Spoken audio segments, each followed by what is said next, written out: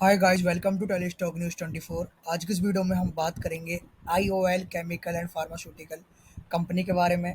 आखिर आने वाले दिनों में हमारे क्या टारगेट रहने वाले हैं, क्योंकि फ़िलहाल जो स्टॉक है अपने रेजिस्टेंस के आसपास ट्रेड कर रहा है। फ़िलहाल ये अपने आप को रीटेस्ट कर रहा है। अगर ब्रेकआउट दे दिया तो हमें आने वाले दिनों में बड़ी रैली देखने को मिलने वाली है आईओएल केमिकल एंड फार्मास्यूटिकल के अंदर।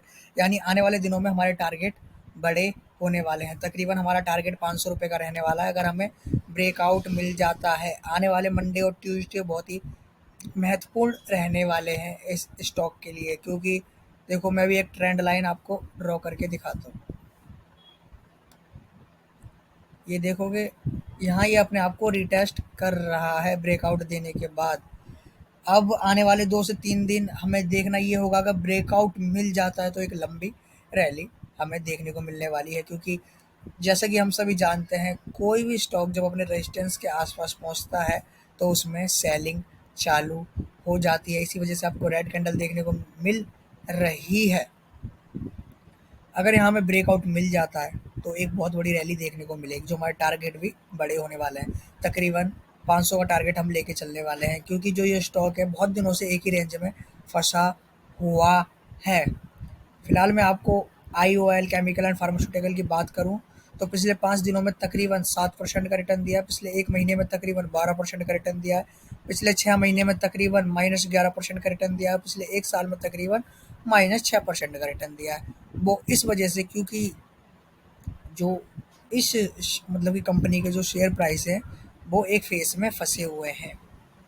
और पिछले 5 साल में देखोगे तो तकरीबन 121% का return IOL chemical and pharmaceutical limited ने अपने निवेशकों को दिया है। वही अगर हम इसके फंडामेंटल्स पे जाएं तो मार्केट कैप है 2447 करोड़ का, करंट प्राइस 416, फेस वैल्यू 10।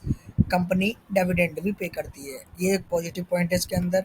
अगर कोई कंपनी डिविडेंड पे करती है तो उसका मतलब है कि वो कहीं ना कहीं प्रॉफिट में है। ईपीएस 23 रुपये। वहीं हम आरओई देखेंगे तो कम है, और आरओई देखेंगे तो ठीक ठाक है। वहीं हम सेल्स की बात करें तो 5% के हिसाब से पिछले 5 साल से मतलब कि सेल्स ग्रो हो रही है। वहीं पिछले 3 साल से 2.5% के हिसाब से सेल ग्रो हो रही है। ये बहुत ही मतलब कि नंबर सही नहीं है।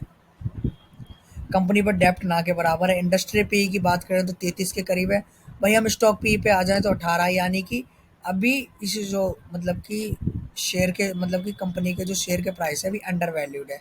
और अगर हम ग्राम नंबर के हिसाब से देखें तो उसके आसपास ही फिलहाल जो कंपनी का मतलब कि शेयर प्राइस है कारोबार कर रहा है, जो कंपनी का शेयर कारोबार कर रहा है।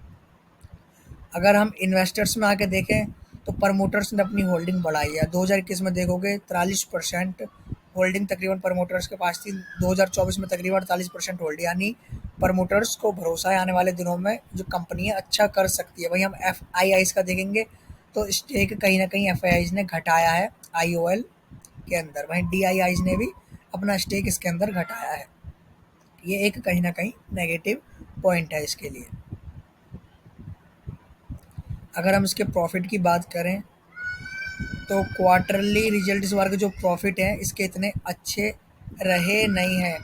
जबकि हम नेट प्रॉफिट भी देखें तो जो इस बार की सेल्स हैं, इस बार की सेल्स कंपनी की अच्छी रही नहीं है, अगर हम ईयर ऑन ईयर बेसिस पे कंपेयर करें तो। क्योंकि मार्च दो मतलब 2023 को देखें तो 2217 करोड़ की सेल थी। वहीं मार्च 2024 में 2133 करोड़ की सेल, यानी सेल्स घटी हैं। जबकि ईयर ऑन ईयर बेसिस पे सेल्स इंक्रीज होनी चाहिए थी।